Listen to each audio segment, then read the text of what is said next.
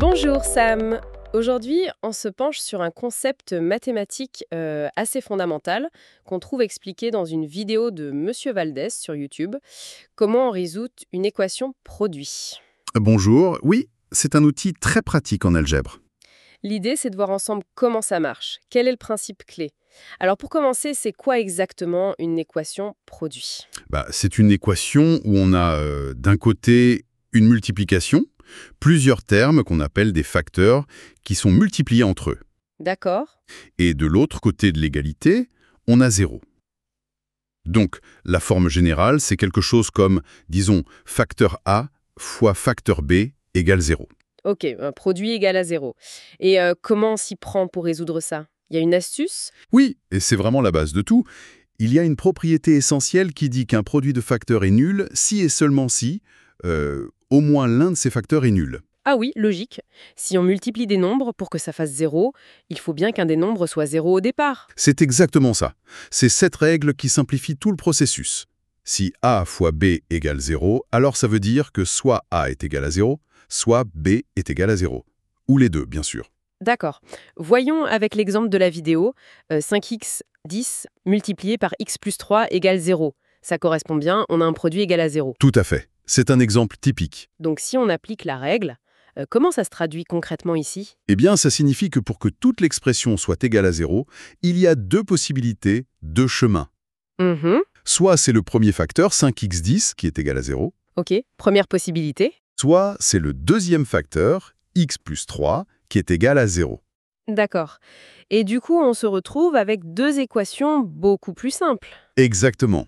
Au lieu d'une équation qui pourrait sembler compliquée si on la développait, Oui, on aurait du x carré et tout ça. voilà. Là, on a deux petites équations du premier degré très faciles à résoudre séparément. Alors, pour la première, 5x 10 égale 0. Comment on fait? C'est assez direct. On veut isoler x. D'abord, on ajoute 10 des deux côtés de l'égalité.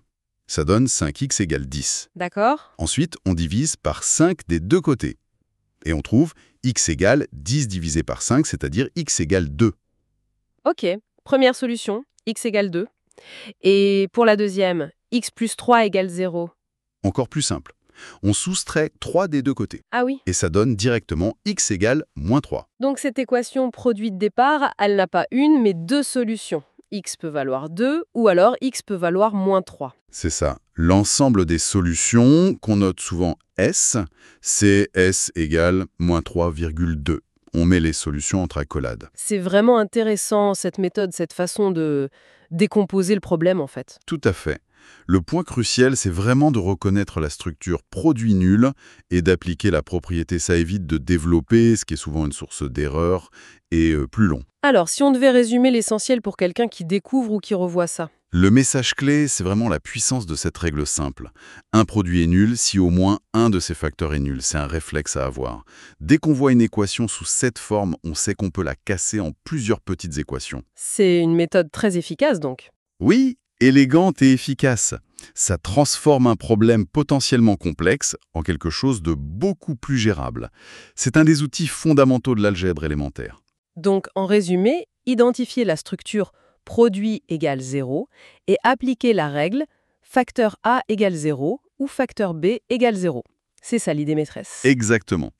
Et ça ouvre une petite réflexion, peut-être pour aller plus loin. Ah, Ce principe de décomposition, de transformer un problème en sous-problème plus simple grâce à une règle clé, c'est une stratégie qu'on retrouve dans plein de domaines, pas seulement en maths. intéressant. On pourrait se demander où est-ce qu'on trouve d'autres exemples où une règle simple permet de simplifier radicalement un problème qui avait l'air compliqué au départ. Ça peut être une piste de réflexion, quoi.